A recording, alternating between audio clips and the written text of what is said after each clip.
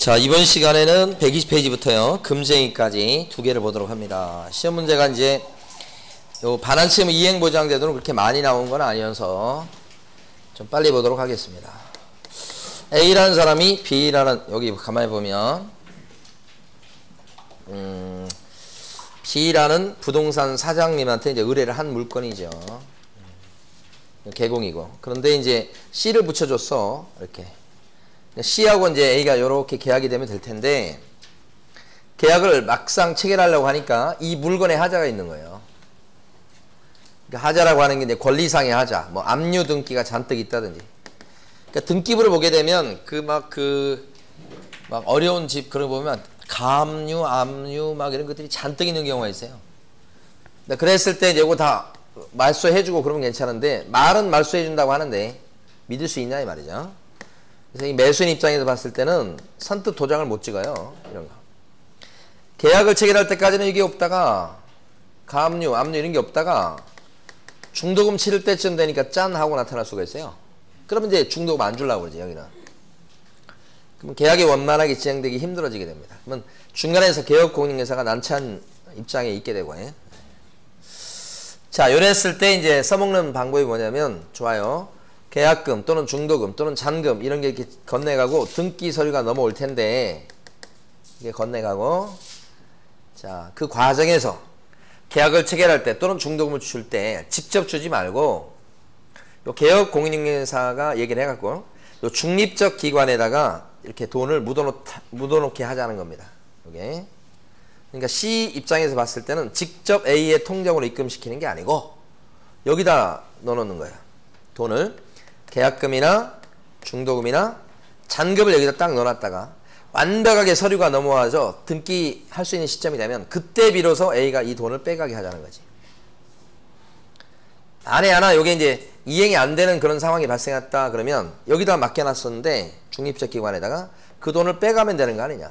혹시 잘못되면 요렇게 빼가면 되니까 원상회복이 무지하게 쉽다는 거죠.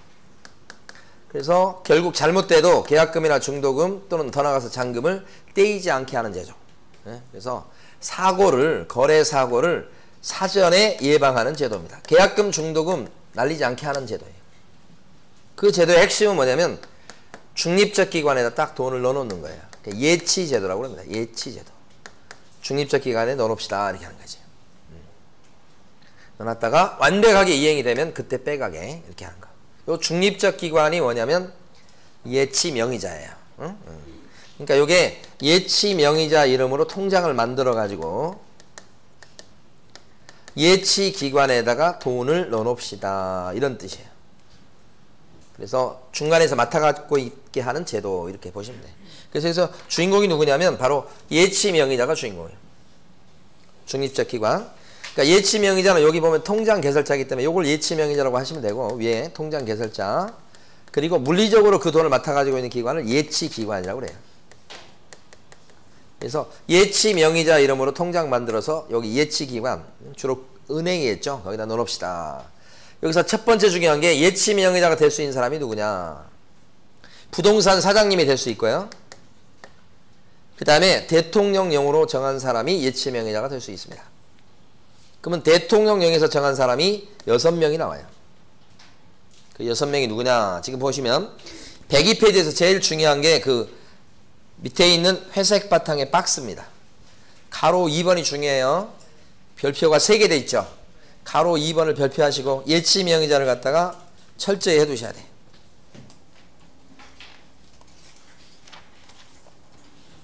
예치 명의자를 철저히 해두셔야 돼. 대통령령으로 정한 데가 뭐냐면 은행이 있고요. 은행. 그 다음에 공제사업자 있고요. 공제사업자가 어디입니까? 옆에. 그 다음에 신탁업자 있고요. 신탁업자. 신탁업자. 신탁회사. 그 다음에 보험회사도 들어갑니다. 보험회사. 그 다음에 채신관서. 채신관서는 우체국 얘기합니다. 그 다음에 이행, 대행, 전문회사. 전문회사까지 해가지고 총 7군데입니다. 개공, 그 다음에 은공신, 그 다음에 보채전, 이렇게 총 7명. 요 7명만 예치명의자가 될 수 있다. 지금 회색 바탕 박스에 나와 있는 7명 꼭 기억을 하셔야 되고요. 그래서 예치명의자와 관련해서는 대표적으로 소공은 예치명의자가 될 수 있나요? 안 되고요. 변호사는 어때요? 변호사. 예치명의자의 변호사가 없어요. 자, 이렇게 개공, 은공신, 보채전 이렇게 7명만 딱 될 수 있다. 매도인 같은 경우에 예치명의자가 될 수 있나요? 중립성에 문제가 생기죠. 그러니까 예치명의자 될 수 있다 없다 이걸 처음에 하셔야 돼요. 그 밖에 제3자도 일체 될 수가 없어요. 예치명의자가 될 수 있는 사람은 총 7명으로 딱 정해졌어요. 딱 정해졌어요. 이게. 그래서 가로 3번의 그 내용이 중요합니다. 중요해요. 첫 번째 중요한 거 했어요. 그리고 예치기관은 있는데 요건 그렇게 중요한 건 아닙니다. 금융기관이나 공제사업자나 신탁업자나 뭐 이렇게 등등등등등 예치 업무 봐주는 데는 싹 들어갑니다. 등자가 있기 때문에 우체국도 들어가고 보험회사도 들어간다고 해석합니다. 예? 그러니까 큰 의미는 없어요. 이렇게 묻어놓는데 자 요게 제도가 자 요 사람이 불안해하니까 이 사람이 걱정되고 막 그러니까 그래서 도장 안 찍으니까 중도금 안 주려고 하니까 묻어놓읍시다 하는 제도잖아요. 그때 이제 이 제도의 성격을 이해하셔야 돼요. 제일 위에 가면 박스가 있어요.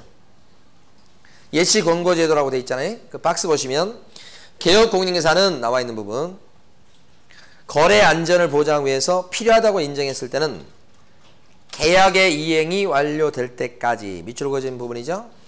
이행이 완료된다는 건 언제를 얘기해요? 완전히 등기가 우리 매수인 앞으로 넘어올 때까지 이렇게 생각하시면 돼요. 등기가 완전히 넘어올 때까지 계약금이나 중도금 또는 잔금을 걱정되니까 개업공인중개사 또는 대통령령으로 정하는 자 명의로 예치명의자예요. 금융기관에 넣어놓거나 아니면 42조 규정에 의한 공제사업을 하는 자 여기에 넣어놓거나 또는 자본시장과 금융투자에 관한 법률에 따른 신탁업자 등에게 예치하자고 당사자한테 어떻게 할 수 있다고요? 권고할 수 있다. 두 번째는 성격을 이해하셔야 돼요. 이게 중간에 이 사람이 불안해하니까 이 B 개공이 그럼 직접 주지 말고 여기다 넣어놓자 라고 권고할 수 있다는 뜻입니다. 권고할 수 있다. 여기서 핵심적인 내용은 언제까지 묻어놓자고 권고할 수 있는 거예요? 언제까지? 이행이 완료될 때까지. 이거 계약 체결이 아닙니다. 이행이 완료될 때까지 묻어놓읍시다. 될 때까지 묻어놓읍시다 라고 권고할 수 있다. 권고니까 얘기했을 때 A하고 C가 다 들어줘야 됩니다. 한 사람이라도 노하면 이용 못합니다. 그러니까 이건 강행 규정으로 만들어진 게 아니에요. 권고입니다. A도 오케이, B도 C도 오케이 그랬을 때 이용할 수 있다는 거. 그 다음에 개업공인중개사 B 관점에서는 이걸 권고해야 될 의무가 있는 것은 아니다. 해볼 수도 있고 안 했다고 해서 법 위반이 아니에요. 성격. 예. 그래서 권고할 수 있다. 밑줄 그어진 부분. 예, 그거 두 번째 부분입니다. 자, 그런데 요때 이제 오른쪽 페이지 딱 와보시면 뭐가 있는가. 여기 지금 개업공인중개사가 예치명의자로 요거 활약을 할 때 자, 예치명의자인 개업공인중개사는 의무가 생겨버려요. 사실 여기 들러리예요. 들러리. 실질적으로 예치명의자로 활약할 것을 기대하는 사람은 여기입니다. 그런데 예치명의자가 개공이 돼서 돈을 관리해 준다면 그때는 의무가 생기는데 그 의무가 뭐냐. 세 가지 의무가 나오죠. 오른쪽에 보니까 동그라미 1번이 그래도 시험에 제일 많이 나온 거 일단은 별도의 계좌를 개설해야 됩니다. 분리시켜야 돼요. 그리고 그 돈은 관리해주는 돈이니까 자기 돈 아니에요. 임의로 인출하면 안 돼요. 여기 가장 기본적 의무죠. 밑줄 그어놨죠? 동그라미 2번은 생략해도 될 것 같습니다. 그 다음에 세 번째가 뭐냐면 보증 설정하셔야 돼. 요거 중요합니다. 왜 보증 설정해야 됩니까? 예치명의자인 개공이 지금 돈을 관리해주고 있잖아요. 얼마를 관리하고 있죠? 계약금, 중도금 합쳐가지고 막 예를 들어 1억 5천을 관리하고 있다. 뭐 그럴 수 있잖아요. 그러니까 그걸 갖다가 개업공인중개사는 한 번으로 꺼냈으면 안 된다고 분명히 돼 있어요. 근데 사장님을 어떻게 믿어? 꺼냈을 수도 있잖아. 자기 명의로 돼 있기 때문에. 그래서 이거 하면 안 된다고 그랬는데 그 믿기 힘들잖아. 그래서 보증 설정하시오. 응? 보증 설정할 때 방법은 보증금이나 공제나 공탁인데 중요한 것은 얼마를 설정해야 되죠? 얼마? 묻어놓은 돈만큼. 자기가 관리하는 돈만큼. 자기가 관리하는 돈이 다 합쳐서 7억 5천만 원이야. 그러면 7억 5천만 원만큼 해야 된다는 거지. 그걸 뭐라고 불러요? 예치금액. 예치금액. 응? 거기 지금 밑줄 그어놓은 부분 읽어볼게요. 동그라미 3번요. 개업공인중개사는 예치 대상이 되는, 거기서부터 밑줄 그어야 돼요. 거기 빠졌네요. 예치 대상이 되는 계약금 등에 해당하는 금액을 이렇게 돼 있죠. 줄이면 첫 글자 예치, 마지막 글자 금액 이렇게 딸 수 있어요. 그래서 예치 대상이 되는 계약금 등에 해당하는 금액, 그렇게 나오죠.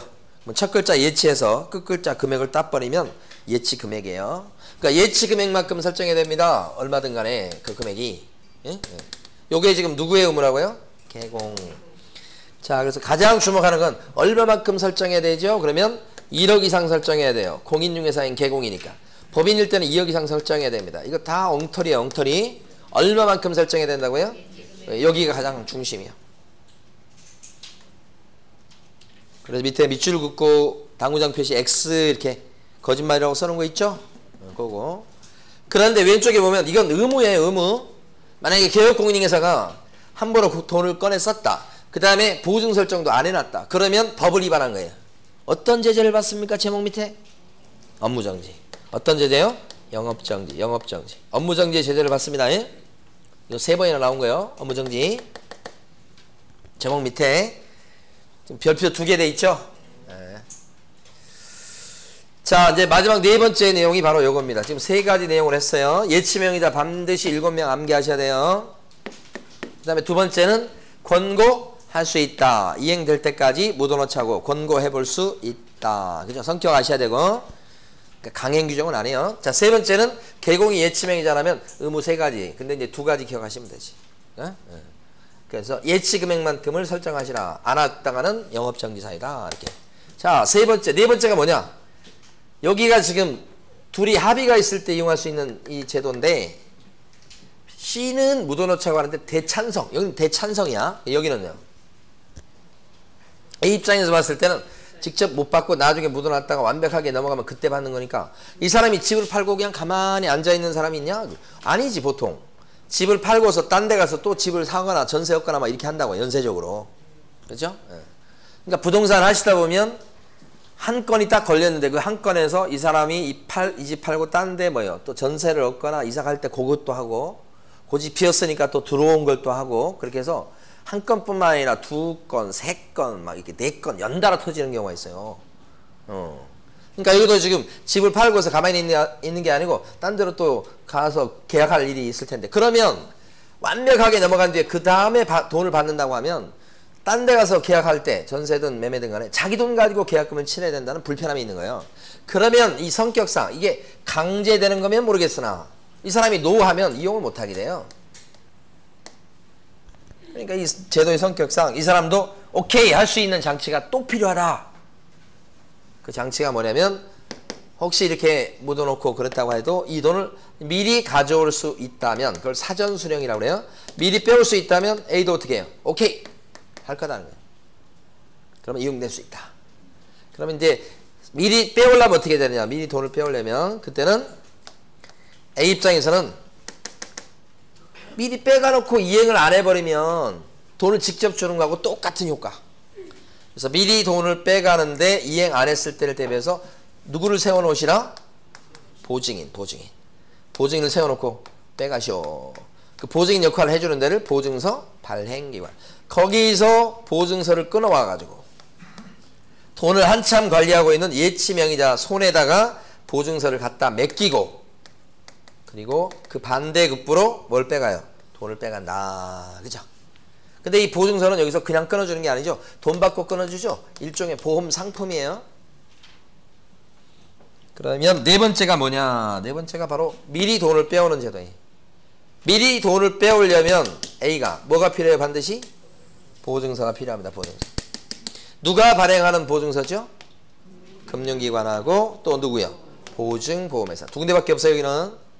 거기서 발행하는 보증서를 누구한테 갖다 맡겨야지만 돈을 빼올 수 있나요? 이 보증서를 예치명의자한테. 그렇죠? 그래서 그게 4번째 얘기인데, 이게 사전수령 제도를 다음 페이지 넘겨보시면 나와요. 제일 위에 4줄 나와 있죠. 박스 안에. 자, 계약금 등을 예치하는 경우 매도인, 임대인 등 계약금 등을 수령할 수 있는 권리가 있는 자는, 이렇게 되어 있습니다. 자는까지 끌어 읽으셔야 되는데 별거 없어요. 매도인은, 임대인은 그 말밖에 안 되는 거예요. 매도인은 둘째 줄. 당해 계약을 해지한 때, 잘못돼서 깨지는 때를 대비해서 당해 계약을 해지한 때 계약금 등의 반환을 확실하게 보장하는 내용의 금융기관 또는 보증보험회사가 발행하는 보증서를 이렇게 돼 있죠. 그 보증서가 가장 중심이 되는 단어입니다. 보증서가 있어야 돼요. 이 보증서를 갖다 누구한테 갖다 맡기라고 해요? 보증서를 예치 명의자한테 갖다 맡겨라. 예치 명의자한테 교부하고 그 계약금을 미리 빼내갈 수 있다. 근데 그 보증서는 그 앞쪽에 보면 누가 발행하는 보증서라고 해요? 금융기관하고 보증보험회사. 자, 신탁업자는 보증서 발행기관이 될 수 있나요? 공제사업자인 협회도 보증서 발행기관이 될 수 있나요? 안 된다는 겁니다. 금보 기억하셔야 됩니다. 보증서 발행기관은 뭐예요? 금보. 보도 안 해요. 뽀예요. 뽀. 뽀. 보증보험회사요. 여기서 얘기했던 이 은공신 여기는 보예요. 그냥 보. 보험회사의 범위가 더 넓은 거예요. 보험회사 중에 무슨 뭐 생명보험회사 그런 것도 있지만 저는 보증보험회사도 있다는 얘기입니다. 보험회사가 더 넓은 개념. 그 안에 보증보험회사가 있다. 그죠? 사고에 대비한. 예. 그래서 보증보험 이렇게. 아까 우리 중개사고에 대비해서 보증 설정합니다. 그런 거 있었잖아, 아까. 그때 공제 가입하거나 공탁하거나 보증보험입니다, 거기가. 그냥 보험이 아니고. 사고에 대비하는 거. 그걸 보증보험이라고 그래, 보증보험. 여기도 보증보험이지. 이 보험회사 여기는 또 더 넓은 개념이고요, 얘가. 여기는 뭐 생명보험회사 이런 것도 막 들어가고 그래. 네. 자, 그래서 사전수령 제도까지 봤습니다. 문제를 여러분들은 3번 문제를 풀어보십니다.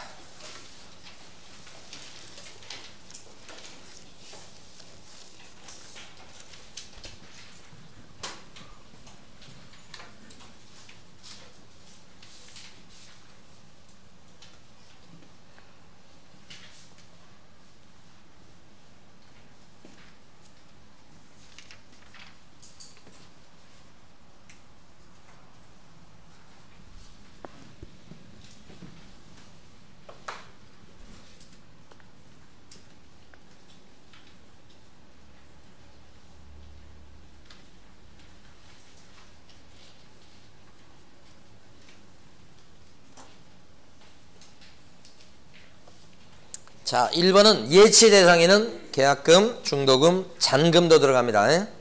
그 다음에 2번 같은 경우 동의 없이 함부로 예치금을 꺼내 쓸 수는 없죠. 꺼내 쓰면 어떻게 되나요? 업무정지. 그죠? 이 법을 위반한 거잖아요. 자, 3번은요. 반드시 금융기관 등에 예치해야 되는 것은 끝까지 읽으셔야 돼. 아니다. 그죠?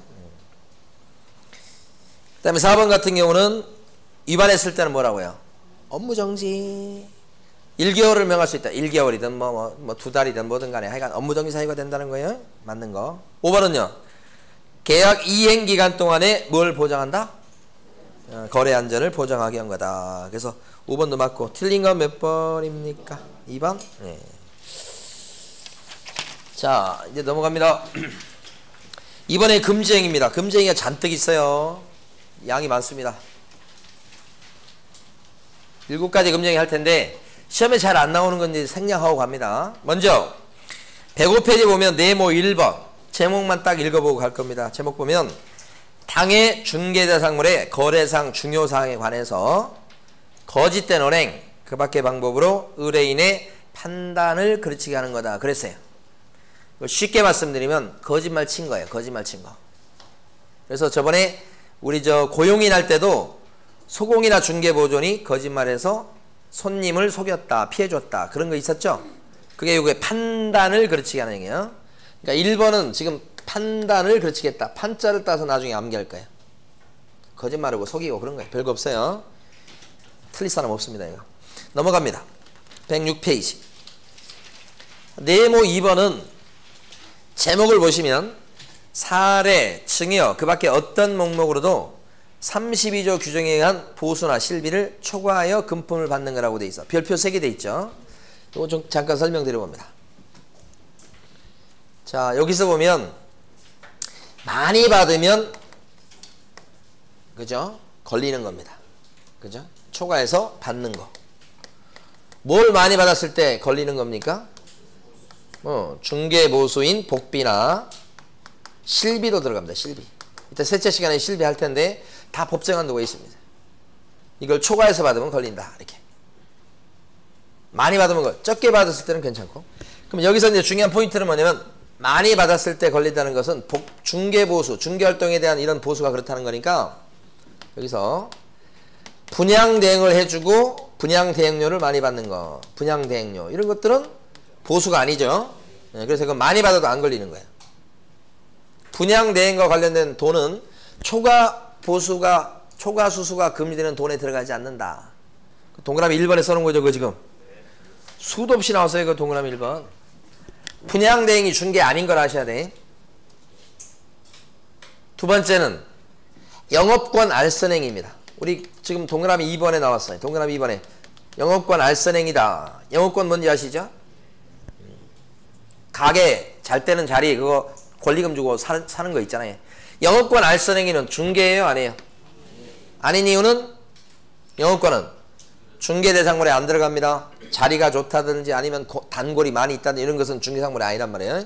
그래서 이것은 중개가 아니기 때문에 이거 알선해주고 권리금을 얼마를 챙기든 법이 말이 아니다. 초과보수 금지, 초과수수 금지 이것은 중개 활동에 대한 대가만 그렇습니다. 이런 것들은 관련이 없어요. 동그라미 1번, 동그라미 2번. 동그라미 2번도 찬찬히 여러분들 읽어보셔야 되는데 잘 안 읽는 것 같기도 하고 그래요 지금. 동그라미 2번, 이번에 읽어볼 거예요. 이제 영업용 건물의 영업시설, 비품 등 유형물이나 이거 중개상물 아니라고 공부했던 거예요. 거래처, 신용, 영업상의 노하우 중개상물 아니다. 중개대상물 할 때 공부했던 거 아니에요. 그 다음에 점포 위치에 따른 영업상의 이점 등 무형의 재산적 가치는 이렇게 돼 있죠. 자리가 너무 좋아. 이것은 법 3조 법 제3조 같은 법 시행령 제2조에서 정한 중개대상물이라고 할 수 없다. 여기까지 시험을 많이 낸 거예요. 문제를. 따라서 그러한 유무형의 재산적 가치의 양도에 대해서 이른바 권리금을 수수하도록 중개한 것은 구부동산 중개법이 규율하고 있는 중개행위에 해당되지 아니하고 여기까지 이거는 읽으셔야지. 중개 아니라고 그랬어요. 두 번째 결론. 첫 번째 결론이 제일 시험에 많이 나왔던 거. 두 번째 결론은 안 나올 겁니다 아마. 근데 자 세 번째. 따라서 같은 법이 규정하고 있는 중개보수의 한도액은 이러한 거래 대상의 중개행위는 적용되지 아니한다. 이게 이제 출제거래요. 이거 아직 안 나왔지만 중요한 출제거래요. 그래서 영업권을 알선하고 이게 돈을 엄청 많이 챙겼어. 그래도 금지행위가 된다는 거 안 된다는 거예요? 안 된다는 거예요. 너무너무 중요한 판례입니다. 동그라미 2번이. 그 다음에 가로 2번 이건 뭐 별거 없지. 무슨 얘기냐면 요 집을 중개했을 때 당사자가 A라고 하고요. 요 중개했을 때 중개보수가 받을 수 있는 법정 한도가 100만 원이라고 치면 자, 요 갑이라는 개업 공인중개사분이 중개보수를 100만 원 받고 사례비로 200을 더 받았다 그러면 이때 초과보수가 되냐 이 말이지. 법정 한도가 지금 100만 원이라고 가정한 거예요 지금. 초과보수가 됩니까? 된다. 핵심은 뭐냐면 다른 명목으로 챙긴 거 더한다. 사례비나 수고비나 광고비나 어떤 명목이 됐든 간에 챙긴 거 어떻게 한다고요? 합친다고요. 합산 이렇게 된다. 자, 그랬을 때 이제 금지행위로 걸리냐 안 걸리냐 그걸 그렇게 판단합니다. 합쳐서 판단한다고요. 그래서 예를 들어서 법정 한도가 100만 원인데 100만 원 받고 그림을 한 장 받았다. 10만 원짜리야. 초과보수예요 아니에요? 초과보수입니다. 금지행위가 된다. 요거 아시면 돼. 끝. 더 이상 필요 없어. 틀린 사람도 없어요 이거는. 자, 오른쪽 가십니다. 가로 3번. 초과해서 어떻게 했을 때 금지행위가 돼요? 세 번째. 합친다는 거 두 번째 거. 요거 첫 번째 거.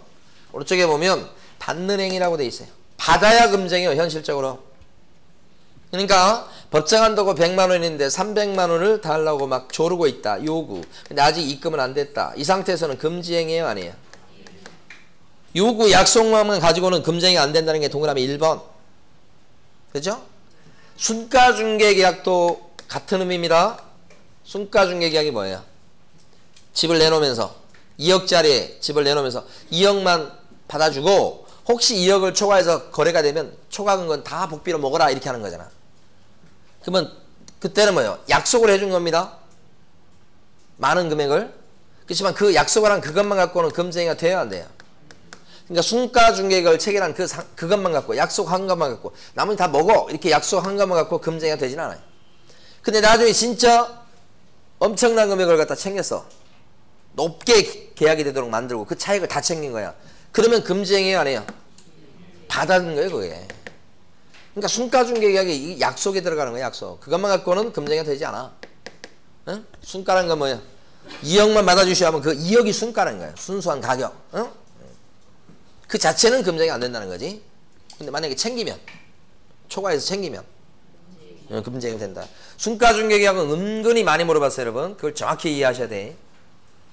챙겼을 때 금쟁이가 된다는 거예요. 순가중개계약을 체결한 그것만 갖고 금쟁이가 되진 않는다고요. 그걸 구별할 줄 아셔야 된다고. 맨날 그 구별하는 걸 물어본다고. 시험 문제 물어보는 것은 딱 정해졌어요. 근데 그 정해진 것을 갖다가 이런 반복적으로 해가지고 실수를 안 하셔야 되는 거예요. 자꾸 까먹어서 그렇죠. 까먹고 싶어서 까먹는 게 아니고 기억이 안 나요. 저도 지금 자신이 엄청 없어요. 저번 언젠가 하여간 그 가는 학원에 그 뭐 이렇게 그 테이크아웃 하는 그런 커피 전문점이 있는데 저는 거기 가면 언제나 생강차를 주문해서 마셔요. 그래서 가서 생강차를 주문하려고 이제 카드를 꺼내가지고 카드를 딱 내밀면서 생강차 주세요 해야 될 거 아니에요. 생강차가 생각이 안 나. 카드를 꺼내고 한참 생각 그거 있잖아요. 그래서 생각나는 게 인삼차가 생각나는 거예요. 그래서 근데 임산차는 제가 안 좋아하니까 제가 그러면 인삼차 말고 그랬더니 생강차를 주더라고.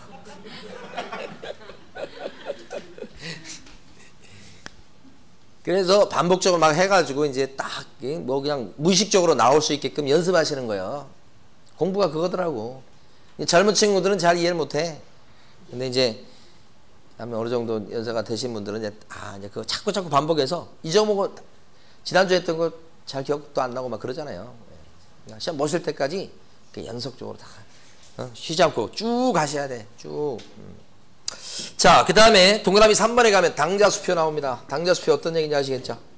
법정 한도가 100만 원인데 300만 원짜리 당좌수표를 받은 거야. 당좌수표? 당장 돈은 아니에요 사실은. 그런데 당좌수표를 가서 은행에 가서 돈 주시오 그랬더니 당좌수표가 부도가 난 거야. 잔고가 없어. 은행에서. 그게 휴지 조각된 거야 이거. 자, 그러면 요때 당좌수표가 부도가 났는데 300만 원짜리인데 금지행위예요 아니에요? 금지행위라고 봐요. 부도나도. 부도나도 금지행위다. 왜? 액면이 넘었잖아. 이랬더니 액면가가 이걸 넘었잖아 100만 원을. 그런데 이거 넘는 걸 받았으니까 너는 금쟁이다. 응? 그래서 이제 여러분들 시험 보실 때는 당좌수표 나오면 따질 게 없어요. 이거 판례 물어보는 거 판례예요. 무조건 뭐예요? 금지행위. 당좌수표 나오면 무조건 금쟁이. 이렇게. 금쟁입니다. 100%. 됐습니다. 넘어가시고 그 다음에 109페이지 가십니다. 네모 3번에 중개대상물에 대한 매매업. 이게 여기가 지금 시험에 잘 나오는 부분이고요. 그 다음에 네모 3번에 있는 중개대상물에 대한 매매업은 잘 안 나오는데 최근에 좀 나오더라고요. 자, 중개대상물권 5개 있는 거 아시죠? 그걸 어떻게 했을 때 걸립니까? 매매업. 응? 그죠? 샀다 팔고 하는 거. 반복적으로 할 때 업이라고 그래요. 그러니까 예를 들어서 중고 자동차를 부동산 사장님이 자동차에 대해서 뭐 일가견이 있어요. 그래서 샀다 팔고 하면서 돈 벌고 있어요. 금쟁입니까? 아닌 이유는 중개대상물에 안 들어가기 때문에 매매업은 하지 말란 짓이긴 한데 두 개 다 동그라미가 돼야지 금쟁이가 되는 거예요. 이렇게. 그러니까 만약에 주택입니다. 주택, 아파트. 근데 임대사업을 하셔요. 부동산 사장님이 주택 임대사업 하신다고? 금쟁입니까? 왜 아니죠? 주택은 중개대상물에 들어가는데 임대업은 하지 말란 짓은 아니죠? 그러니까 임대사업은 하실 수 있다고. 그쵸? 아시죠? 근데 계공 중에 법인은 주택 임대업 할 수 있나요? 네, 난이도 있게 들어간 겁니다 지금. 법인일 때는 법인이 주택 임대 사업을 할 수 있냐고요. 괜히 했다 싶기도 하고 그래 지금. 법인의 업무에는 임대업이 없다고 중요하다고 말씀드렸잖아요. 그러니까 일반 개인 같은 경우는 주택에 대한 임대업을 해도 금쟁이로 안 걸리고 괜찮아요. 할 수 있는데 누구는? 여러분들은 할 수 있어. 근데 법인은요. 14조 때문에 못하는 거죠. 그러니까 여기서 금쟁이가 아니냐고 하는 것은 결국 여러분들 개인들이나 그렇다는 얘기예요. 법인일 때는 할 수 있어요 없어요 이거? 못하는 거예요 결국은. 다음 달에 할걸. 조금 어려운 거예요. 구석체에 있는 거 이게. 여기까지 알아야 제대로 안 거란 말이에요. 예? 자, 일단 이것만 먼저 알아두세요. 금쟁이다 아니다를 먼저 알아두셔야 돼. 아니요. 근데 만약에 자 임목입니다. 임목을 나무에 대해서 아주 잘 알아. 매매업을 해요. 금쟁입니까 아닙니까? 금쟁이 맞고. 이거 중개 대상물에 들어가죠? 매매업이죠? 처벌받습니다. 이렇게. 자, 네모 4번은 뭐 넘어가겠습니다. 시험에 안 나옵니다. 그런 거. 110페이지 갑니다. 넘어가셨어요. 지금 거기 아니고. 네. 네모 5번에 직접 거래하고 쌍방대리가 있죠. 자, 여기를 설명드려 볼 텐데 시험에서 많이 나오는 것은 사실은 여기가 많이 나오고 그 다음에 또 많이 나오는 게 지금부터예요. 지금 직접 거래 부분. 직접 거래라고 하는 것은 직접이란 말이 손님을 의미해요. 손님, 의뢰인. 그러니까 부동산 사무실에 종사하시는 분이 손님이랑 뭘 해요? 거래를 한다고. 매매나 임대차 계약을 한다고. 이번에 그 저기 뭐야 자영업자들 생계지원금 70만원에서 2번 주는 거 서울시에서 주는 거 있잖아요. 뭐 70만원씩 2번 주는데 서울시가 일단 주더라고. 근데 거기에 부동산 사무실도 들어가. 그 주변에서 여러분 부동산 사장님들 그 신청한 거 들어보셨어요? 근데 이제 매출 규모가 이제 2억 넘어가면 안 되는 거지만 그런 매출 규모 2억 넘어간다 그렇게 많지 않을걸요. 그러니까 그거 빼고는 받을 수 있어. 140만원 받는 거예요. 2달 동안. 근데 서울에 줘. 그리고 경기도는 안 줘요. 일반적으로. 근데 또 성남은 준다는구만. 그러니까 제가 아는 사람은 하남에서 일을 해. 하남은 지금 또 못 받는 거야. 네? 좋은 데서 일을 해야 된다고. 생계지원금 뭐 자영업자 생계지원금 뭐 긴급지원인가 뭐 그런 거더라고. 이게. 자 어쨌든 손님이랑 이런 각종 계약을 하게 되면 걸리는 거예요. 금지행위예요. 처벌받아요. 이렇게. 이건 이제 질서를 어지럽힌다 이렇게 되는 거예요. 그러니까 여기 보면 A라는 분이 B라는 사장님한테 와서 자 이거 팔아주세요 그랬더니 내가 사면 안 될까? 그래서 매매를 해버리는 거야. 이 사람은 의뢰인 아니에요. 의뢰인과 사장님이 계약하는 거야 이게. 그럼 질서를 어지럽힐 수 있다고 봐가지고 이 매매 계약을 못하게 하는 거고 이것을 직접 거래라고 하고 그러면 이 사람이 처벌받아요. 3년 이하의 적이나 3천만 원 이하의 벌금으로 형사처벌 대상이 되더라 이렇게 되는 거지. 이게 직접 거래예요. 그래서 못하게 하고 있습니다. 형량도 꽤 세요. 이럴 때 직접 거래 했을 때 A가 좋다고 그랬어요. 팔라고 내놨더니 그냥 자기가 원하는 금액에 사준다는 거야. 그죠? 이 사람이 승낙했어요. 그래도 처벌받습니다. 이 사람은 처벌받지 않아요. 상대방은 여기가 처벌받습니다. 여기. 그래서 의뢰인과 의뢰받은 물건에 대해서 계약을 체결했다. 이게 직접 거래. 이때는 사장님인 B가 잡았을 때도 요것도 직접 거래 처벌받지만 자, 요 밑에 있는 소공 C가 잡았어. 소공. 사장님이 잡은 게 아니고 소공 C가 잡았어. 그래도 처벌돼요. 여기가 처벌되는 겁니다. 여기가. 요쪽이. 자, 그래서 의뢰인과 계약을 체결하는 거 다 요쪽 직접 거래에 들어간다. 이렇게. 그런데 여기서 중요한 건 이제 두 가지가 나오는데요. 자, 할 때 뭐가 있는가? A가 의뢰를 했는데 막상 계약을 체결할 때는 D라는 사람을 보냈어요. 자기가 못 오니까 바쁘니까. 그래서 T하고 A가 B가 했다고 봐요. B가 둘이 매매 계약을 이렇게 했습니다. 그 대신 보낸 사람, 그래서 대신 온 사람을 대리인이라고 불러요. 그러니까 A가 팔아달라고 했는데 막상 계약을 체결할 때는 A가 사정상 못 오고 D를 보낸 거예요. D가 대리인, 또 넓은 의미로 보면 일처리를 맡은 수임인 그래요. 이런 대리인, 수임인과 매매계약을 체결했습니다. 개공이. 그러면 이것도 직접거래인가요? 직접거래가 된다. 그래서 여기가 또 처벌받죠? 이것이 중요합니다. 그러니까 직접거래 상대방은 본인만 있는 게 아니고 본인이 보낸 대리인, 수임인도 상대방이 된다는 거예요. 그래서 거기 가로 1번에 동그라미 2번에 밑줄을 그은 게 바로 그거예요. 줄기차게 나옵니다. 줄기차게. 직접거래에 해당하는 상대방은 중개대상물의 소유자뿐만 아니라 그로부터 거래에 관한 대리권을 수여받은 대리인이나 거래에 관한 대리권을 수여받은 대리인이나 사무처리를 위탁받은 수임인도 포함된다 이거지.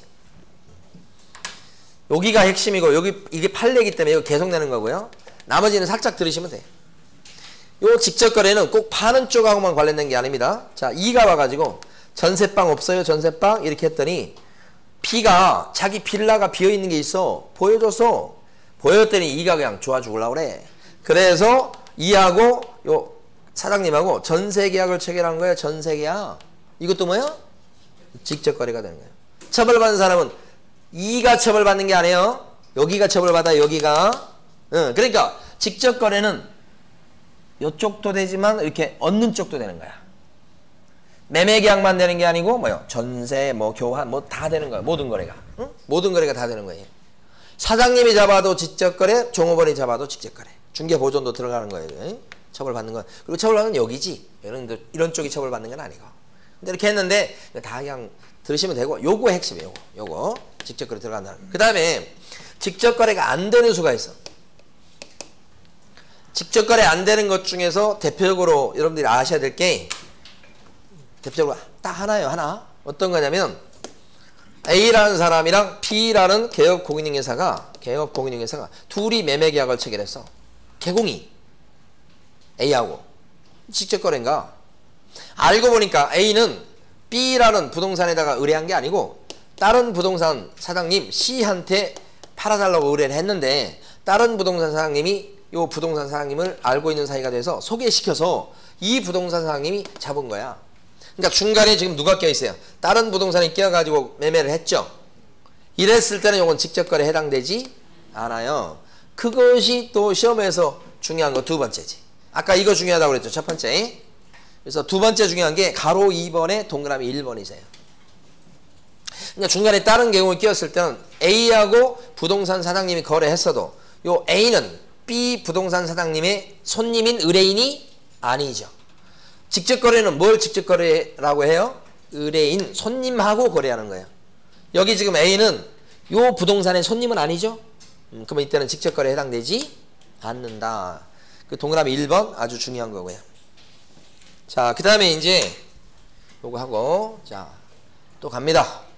제일 밑에 가시면 가로 2번에 쌍방대리라고 있어요. 이건 직접거래가 금지죠. 쌍방대리도 금지행위야. 쌍방대리 뭐냐? 이 사람이 집을 갖다가 B라는 사장님한테 팔아주시오 이렇게 하고 전세 놔주시오 이렇게 하고 전세. 예. 그리고 C라는 사람을 갖다가 B가 딱 구했어요. 이 사람은 전세방 얻으러 온 사람이요. 얘기를 딱 들어보니까 이거 같아. 그래서 둘이 이렇게 전세 계약을 체결하게 만들었다. 이러면 B는 중개한 거예요. 중개. 이게 중개야. 근데 그게 아니고 이 사람이 전세 놔주쇼 하면서 A가 뭐라고 그러냐면 자기는 해외여행을 한 몇 개월 동안 갔다 와야 되니까 내 대신 저 들어올 사람 구하면 전세 계약을 좀 대신 체결해 주십시오라고 대리권을 줘. 여기야. 대리권을 주고 여행 간 거야. 미국으로. 근데 이거 시인 와가지고 전세방 구해주세요 하는데 이 사람은 어떻게 하냐면 이 사장님한테 내가 지금 지방 출장 갈 거니까 사정상 올라오기 힘드니까 저 사장님이 좀 대신 해주세요 라고 C마저도 대리권을 주는 거야. 의뢰하고 대리권 주는 건 다르죠. 구해주세요, 나를 대신해주세요, 구해주세요, 나를 대신해주세요 이렇게 하는 거야. 두 개를 준 거야. 두 개를 부탁을. 여기도 두 개지. 이러면 어떤 일이 발생해요? 여기도 못 온다고, 여기 대리권 줬으니까 여기도 못 온다고 그러잖아. 계약을 체결할 일이 생기면 누구 혼자 계약서를 써야 돼? 이걸 뭐라고 불러요? 쌍방대리. 이렇게 쌍방대리에서 혼자 계약을 체결하면 문제가 있을까요? 없을까요? 사장님은 편할 수가 있어. 그런데 요 사람이나 요 사람이 피해볼 수 있다는 얘기예요. 그래서 쌍방대리는 뭐예요? 못한다. 그죠? 시험 문제에서는 쌍방대리는 못합니다. 이런 금쟁입니다. 이런 것은 지금까지 한두 번이나 한두 번 나왔나? 거의 안 나와요. 그러니까 이건 먼저 기본적으로 아셔야 돼. 그런데 이제 뭐냐면 시험에서 중요한 거 첫 번째, 두 번째, 세 번째는 뭐냐? 여기는 대리권을 주고 미국 갔는데 여기는 와요. 대리권을 주지 않고. 그러면 쌍방대리가 안 돼요. 이럴 때는. 요 사람은 온다니까 올라와. 그러면 B는 A를 편들어서 둘이 이렇게 앉아서 전세계약을 체결하면 돼. 그러면 부동산 사장님은 한쪽만 편들면 되지요. 이걸 뭐라고 불러요? 일방대리다. 그죠? 그래서 이렇게 둘이 앉아서 계약을 체결하면 견지할 사람이 있으니까 자신은 여기만 대변하면 되니까 이런 전세계약은 금쟁이가 되겠어요? 안 되겠어요? 쌍방대리가 아니고 이건 금쟁이가 안 되죠? 요거. 그래서 제일 밑에 가면 가로 3번에 동그라미 3번 있죠? 제일 밑에 개업공인중개사가 매도 의뢰인의 위임을 받아서 매수 의뢰인과 매매계약을 체결하는 것은 일방대리로서 금쟁이가 되는 것은 아니겠다. 뭘 받아가지고요? 위임을 받아. 그죠? 대리권을 수여받아. 이렇게. 지금 빨간 거 요거 아시겠죠? 자, 그러면 여기서 주의할 내용이 있어요. 맞춰보셔야 돼. 자, 개업공인중개사가 자, 여기 매수 의뢰인과 매매계약을 체결했다. 개공이 매수 의뢰인과 매매계약을 체결했다. 그러면 금지행위하네요. 개업공인중개사가 매수 의뢰인과 매매계약을 체결했다. 그러면 금지행위하네요. 금지행위요. 개공이 매수 의뢰인과 계약했잖아. 둘이. 매수 의뢰인 그러면 의뢰받은 걸 의미하는 거예요. 금지행위요. 직접거래라고. 응? 다시 한번.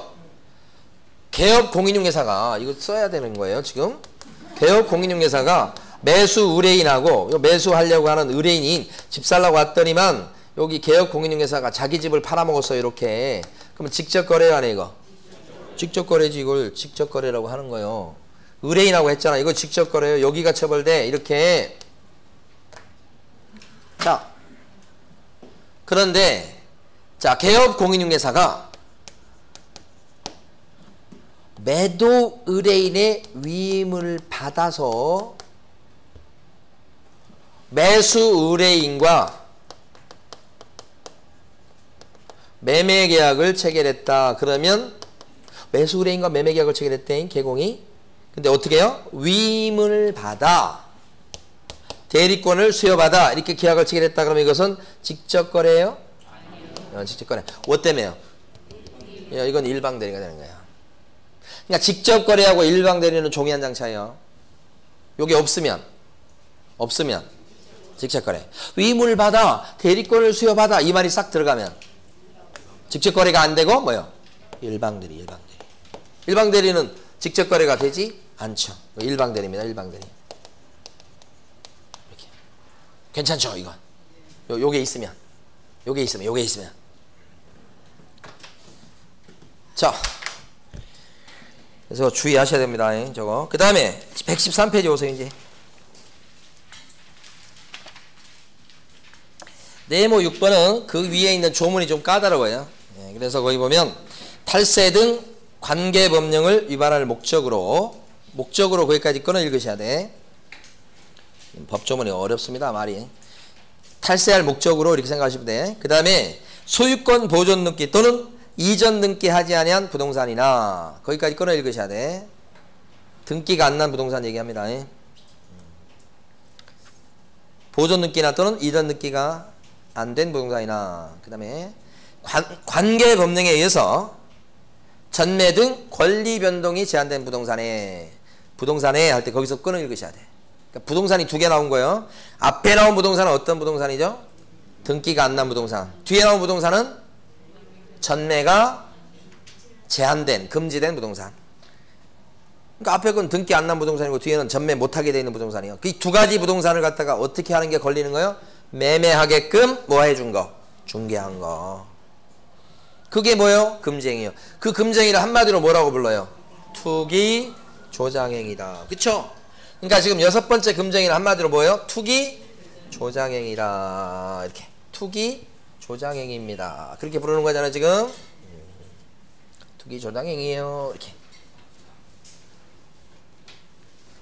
그 투기 조장행위의 가장 대표적인 사례가 밑에 그림이에요. 잘 보시면 밑에 그림 보시면 A라는 사람이 부동산을 갖다가 B한테 팔고 B는 이걸 사가지고 다시 C한테 되팔았어요. 집을 이렇게. 근데 B는 사가지고 C한테 팔아먹었는데 자기 앞으로 등기를 내야 될 텐데 안 내고 자기는 빠져요. 그래서 A하고 C가 직접 거래한 것처럼 꾸며서 등기를 갖다가 C 앞으로 등기를 치고 자기는 중간에서 세금도 안 되고 이득만 챙기고 빠져버려요. 이걸 뭐라고 불러요? 중과세약 등기. 그죠? 거래 측면에서 얘기할 때는 미등기 전매라고 합니다. 미등기 전매. 여기서 이제 탈세가 이루어집니다. 취득세 안 내죠? 또 혹시 양도 차익이 생겼다면 양도세도 안 내죠? 그럼 탈세를 하게 됩니다. 그걸 누가 중간에서 도와줘요? 부동산 사장님이. 그죠? 이렇게 도와준다고요? 그래서 탈세하게끔 여기가 도와준다. 어떤 거래를 도와주느냐? 등기 안 난 부동산에 대해서 매매하게끔 중개해준다 이거지. 그걸 한마디로 뭐라고 불러요?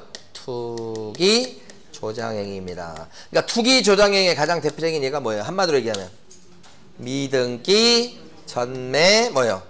알선. 이 사람들이 처벌받는 겁니다. 이렇게 이 사람이 처벌받는 거 이렇게. 그럴 때는 혹시 이제 여기서 중요한 핵심은 B가 자기 샀던 가격보다 보통은 비싸게 파는 게 일반적인데 특별한 케이스에서는 샀던 가격보다 더 싸게 팔아가지고 손해를 입었다. 그럴 수도 있을 거 아니에요. 그런 경우도 있을 거 아니에요. 이렇게 손해 입었다 그랬는데 등기는 이렇게 치지. 자기 앞으로 안 치고. 그럼 이랬을 때도 요 갑은 투기 조장행위를 한 거 맞습니까? 여기가 손해 봤는데도 그죠? 손해 봤지만 여기 탈세한 건 여전하잖아요. 그러니까 탈세든 관계법령을 위반할 목적으로 탈세할 목적으로 그죠? 미등기 전매를 알선했다. 그러면 혹시 전매 차익을 못 얻어도 금지행위 되는 것은 똑같다. 그래서 맨날 가로 1번에 동그라미 2번만 물어봐요. 맨날 읽어볼게요. 개혁공인인사가 전매 차익을 노린 의뢰인의 미등기 전매를 중개해줬을 때 그 경우에 비록 전매 차익이 안 생겼다고 할지라도 여전히 뭐다? 투기를 조장하는 행위입니다. 되는 거죠? 자, 이제 114페이지 가면 마지막 내용입니다. 115까지 보고 쉴 건데 문제 풀고 114의 네모 7번은 뭐냐? 제목에 뭐라고 되어 있냐면요. 관계법령에 의해서 양도알선이 금지된 증서의 중개나 매매업이다. 그랬습니다. 이렇게 많이 나오는 건 아니지만 요거 조금 까다로울 수는 있어요. 자, 보세요. 여기서는 증서가 가장 중심이 되는 단어입니다. 제목만 보시는 거예요. 제목만. 증서. 어떤 증서죠? 금지 증서. 금지 증서라고 바로 앞에 나오죠. 근데 뭐가 금지됐다고 또 앞에 나와요? 양도나 알선이. 양도가 금지됐기 때문에 소개시키는 알선도 금지됐겠죠. 그러니까 본질은 이 증서는 뭐가 금지됐어요? 양도 금지. 못 팔게 돼 있는 증서예요. 못 팔게 돼 있는 증서. 못 팔아먹게 돼 있는 증서니까 이걸 중개하면 돼요, 안 돼요? 안 되지. 못 팔아먹게 돼 있는 증서니까 그걸 갖다가 샀다 팔고 이딴 식으로 하면 돼야 안 돼요? 안 되지. 그래서 금지행위야. 못 팔게 돼 있는데. 이걸 주택법에서 여러분 배우세요. 주택법에서 못 팔게 돼 있는 거다. 가장 대표적인 게 뭐예요? 청약통장이에요.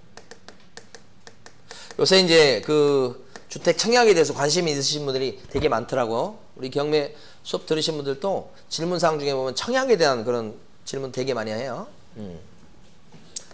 요새 뭐 청약하면 제대로 딱 해서 한번 잘 걸리면 로또 아니요. 그래서 청약하는데 되게 관심이 많다고. 근데 청약을 가만히 보니까 서울 쪽이나 이런 쪽은 이제 막 그 점수 가점제로 하기 때문에 그 점수에 따라서 그 안에 뭐 확률이 있냐 없냐 그런 얘기 되게 많이 하더라고요. 그 점수 얘기 저도 조금 이제 관심을 가지려고 하는 분야 중에 하나인데 뭐냐면 애기들도 있고 그래서 근데 보니까 한 얘기 들어보니까 한 60점대 후반 점수가 60점대 후반에서 70점대 중반 정도까지는 돼야 이 확률이 있다는 거예요. 그러니까 43점도 이게 적은 점수는 아닌데 명함을 못 내민대요. 이 정도 갖구나. 근데 이제 이 43점인 요 분이 누구냐면 아직 그저 경매 수강생인데 결혼 안 하신 분이야. 예. 그럼 이제 43점에서 여기 요 안으로 들어가려면 어떻게 해야 돼요? 결혼해야 됩니다. 그래서 결혼하시지 그러냐고 그랬더니 결혼 생각이 없다는 거야. 그럼 결혼 안 하면 그러면 이제 아들이 있어야 돼. 자식이. 아들이라는 건 좀 그러네. 자식이 있으면 돼도 자식이. 결혼 안 할 수 있어도 결혼 안 해도 자식은 있을 수 있잖아. 그럼 요 안에 들어갈 수 있잖아. 그러면 결혼도 안 하지 자식도 안 낳지. 그러면 들어갈 길이 없는 거예요. 요 안에는. 그 뭐 하나 포기를 해야 돼. 세상에 다 모든 자유를 다 얻고 모든 행복을 다 누릴 수 있나요? 그게 어떤 사람이 표현 이런 사람을 위한 제도는 없다고 그렇게 어떤 사람이 얘기하더라고. 결혼도 안 하지 자식도 없지. 이런 사람을 위한 특혜는 없다고 우리나라에. 그러면 이제 하여간 뭐 그렇게 사셔야지. 예. 이란 청약통장은 사고 팔 수 있는 게 아니라고요. 그러니까 이걸 소개시켜주고 막 이렇게 청약통장 사고 팔고 그러면 다 금지행위 걸리는 거. 또 뭐가 있는가? 딱지. 철거민 딱지 무슨 뭐 그런 거 있잖아요. 딱지 거래도 뭐예요? 불법이에요. 불법. 딱지 거래도 불법이요. 그러니까 그건 양도 금지예요.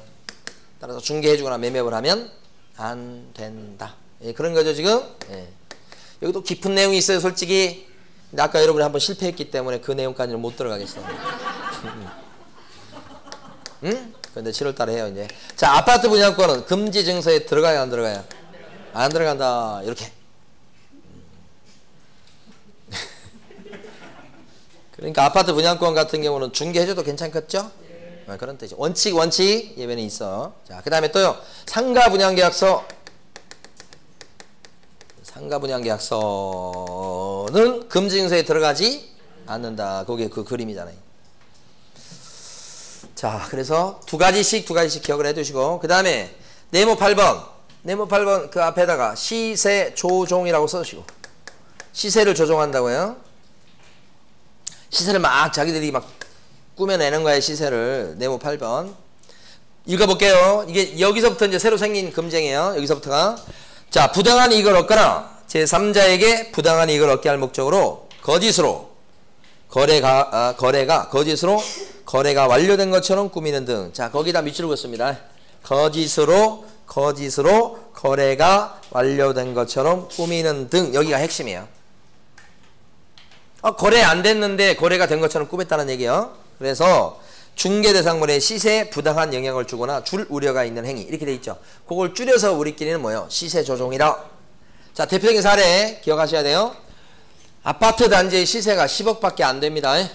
근데 11억으로 올리고 싶어요. 그래서 입주민들 둘이 거래를 한 것처럼 꾸미는 거야.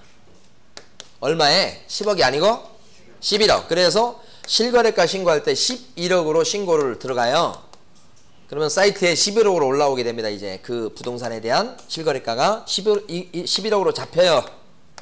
그리고 자기들은 깨는 거야, 계약을. 왜요? 거래할 생각이 없었으니까. 그럼 깨고서 이건 그대로 남았으니까 다음부터 그 부동산에 와서 이 아파트 30평짜리 얼마가요? 그러면 11억이요. 얼마 전까지 10억이었는데 어떻게 11억이에요? 자, 보세요. 11억 지금 거래된 거 있잖아요. 이렇게 하면서 부동산 가격을 이렇게 부추긴다고. 그거예요. 자, 그 다음에 네모 9번 단체를 구성해서 담합하는 거라고 되어 있습니다. 그죠? 그러니까 여러분들은 요건 시세 조종이라고 기억하시고 아까 대표적인 사례 말씀드렸어요. 그 다음에 이번에 뭐예요? 단체를 결성해서 단체를 구성해서 담합한다고 되어 있죠? 요것은 단체라고 하죠. 단체. 그래서 단체를 만들어서 뭐 한다고요? 담합을 한다. 기억하셔야 돼요. 자, 대표적인 사례 예를 들게요. 부동산 사장님들이 단체를 구성한다는 것은 그 지역 중개업소 사장님들 모임을 만들어요.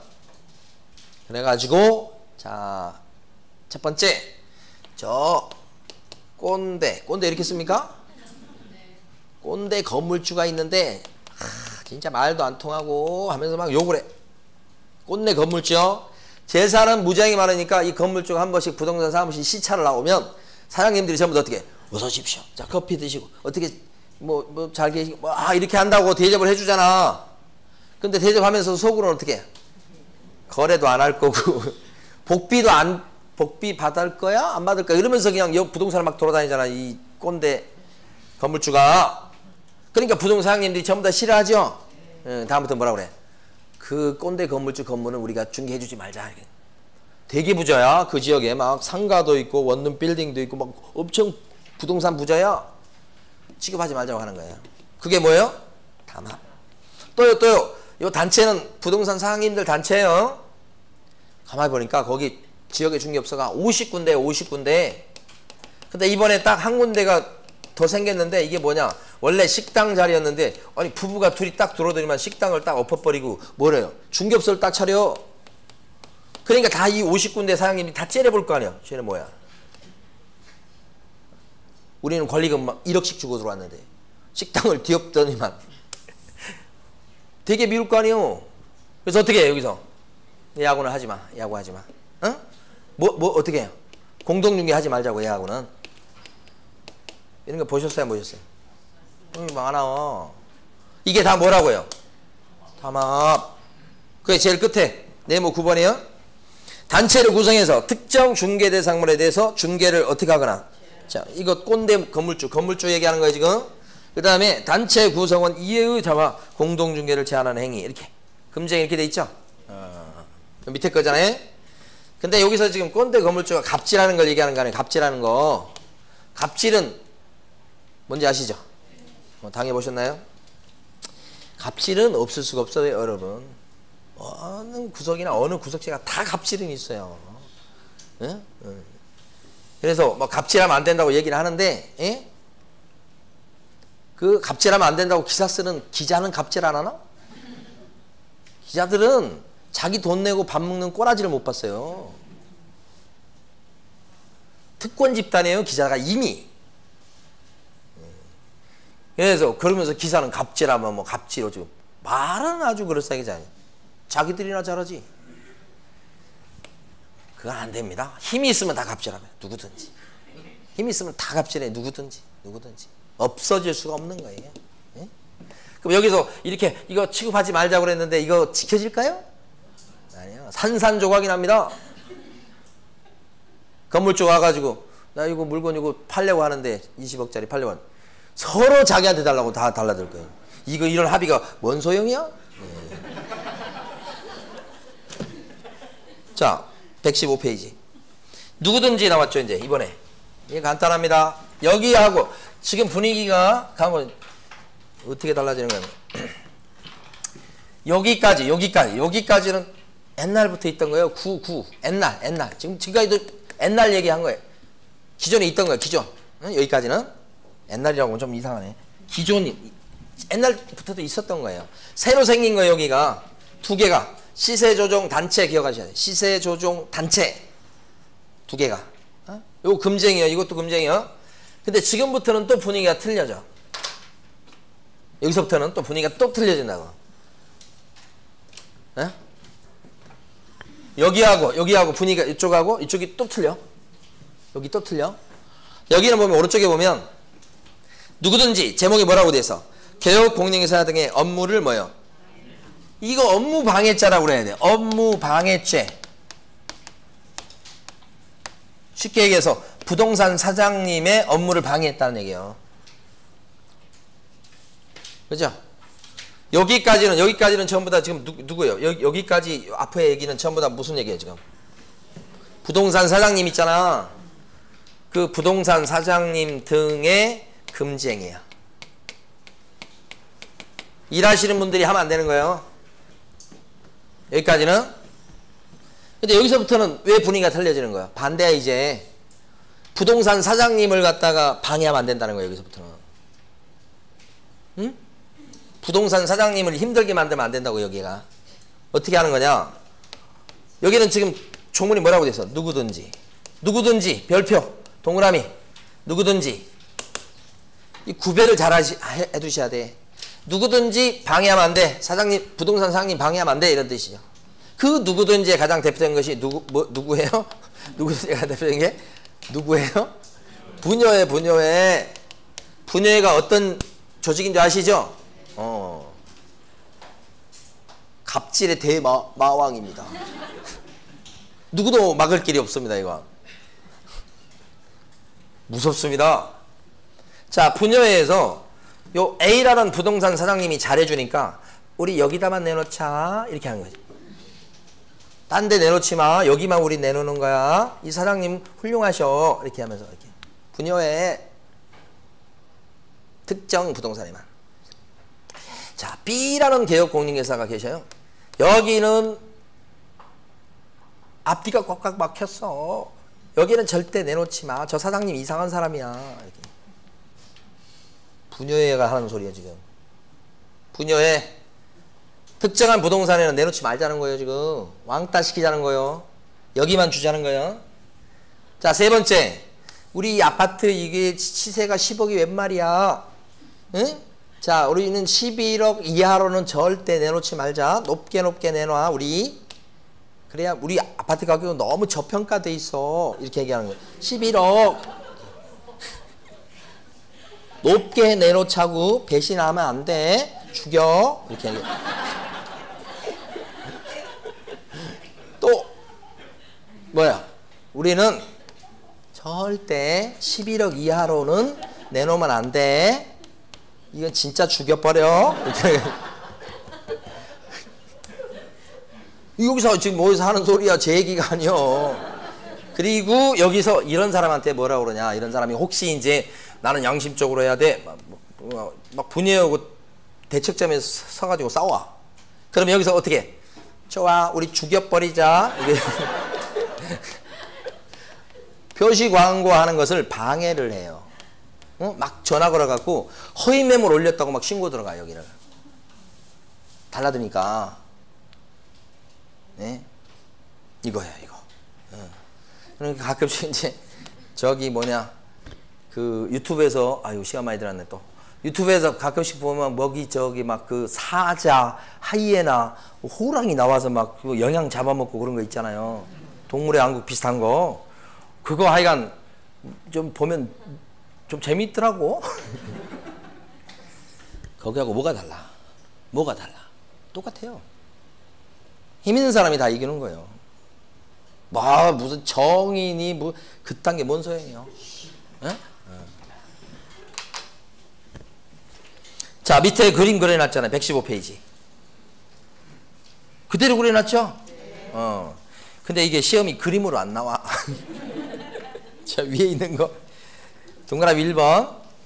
한번 읽어봐요. 안내문, 온라인, 커뮤니티 등을 이용해서 특정 개업 공인인사 등에 대한 중개 의뢰를 제한하거나 제한을 유도하는 것. 이 단톡방에서 저기 A 부동산에 대해서 여기는 지금 중개를 제한하니까 B요 B. 이 사장님 욕을 되게 해. 여기 내놓지 말자고 막 단톡방에서. 그거 이거요. 기억번. 니은번. 안내문, 온라인, 커뮤니티 등을 이용해서 중개 대상물에 대해서 시세보다 현저히 높게 표시 광고 또는 중개하는 특정 개업 공인인사 등에게만 의뢰하도록 유도함으로써 다른 개업 공인인사 등을 부당하게 차별하는 것. 무슨 말인지 아시겠죠? 여기만 내놔. 이 사장님 진짜 좋은 사장님이야. 이렇게 얘기하는 거. 3번. 안내문, 온라인, 커뮤니티 등을 이용해서 무조건 나왔어. 이 페이지는. 이용해서 특정 가격 이하로 의뢰를 하지 아니하도록. 그러니까 11억 이하로는 내놓지 말자 우리. 11억은 최소한 받아야 돼. 이렇게. 4번.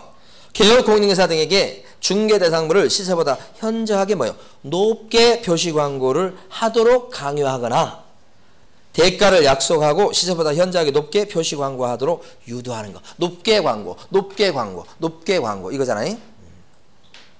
그 다음 5번. 정당한 사유 없이 개업 공인인사 등의 중개 대상물에 대한 정당한 표시 광고를 표시 광고 행위를 방해하는 것. 광고 방해. 그죠? 특히 협조적이지 않는 사람 부동산 사무실을 갖다가 이걸 방해하겠죠. 광고 내는 걸. 여기를 5가지죠. 지금 이거. 너무너무 중요한 거. 그러니까 시험 문제 나올 것이 나왔어요 이미. 그런데 여기까지는 아까 누구의 행위라고 그랬죠? 여기까지는 개공 등의 행위 하면 안 돼 이렇게 한 거예요. 여기는 뭐요? 누구든지 하면 안 되는 쪽으로 완전히 분위기가 바뀌었다고 이 5개는.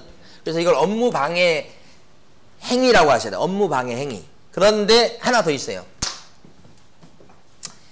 하나 더 있는데 여기서부터 새로 생긴 거잖아요.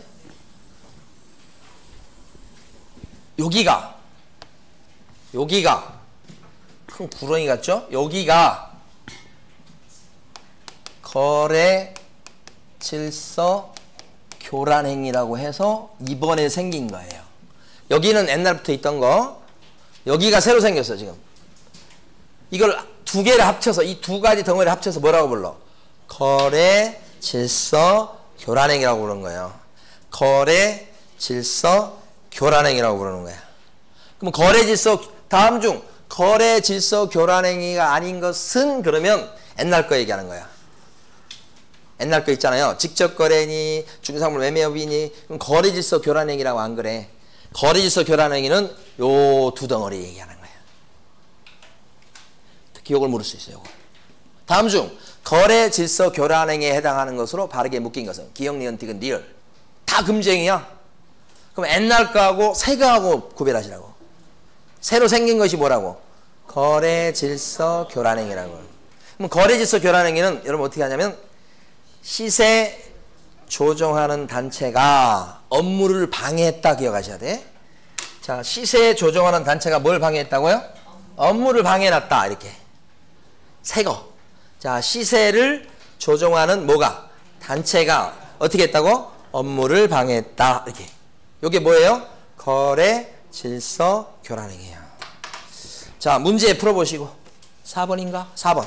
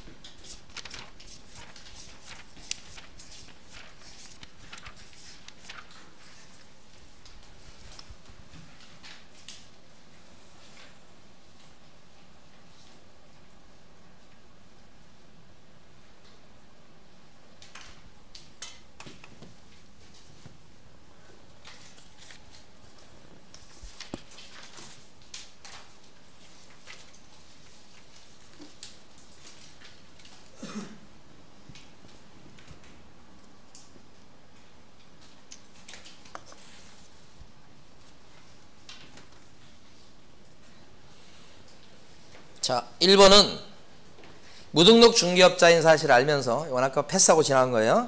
그를 통해서 의뢰를 받는 행위. 이게 이제 무등록 중개업자랑 짝짝꿍이 된 거잖아요. 요거 금쟁입니다. 그 다음에 2번은 초과해서 보수받은 거 금쟁이고, 3번은 증서 나왔죠. 증서.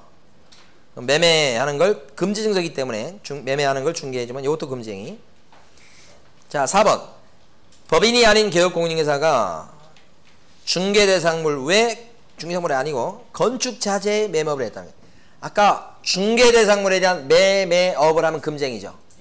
근데 건축자재에 대한 매매업을 하면, 건축자재가 중개대상물 아니죠. 그래서 금쟁이 안 된다. 이렇게. 요게 정답이네. 그 다음에 5번은 중간 생략 등기 방법으로 전매해서 세금을 포탈하는 것을 뻔히 알면서도 투기 목적의 전매를 중개해 주었어요. 근데 전매차익이 안 생겨버렸네. 그래도 탈세하게 만든 건 사실이죠. 그래서 여전히 뭐예요? 투기 조장행위다. 정답은 여기서 4번이죠. 자, 쉬겠습니다.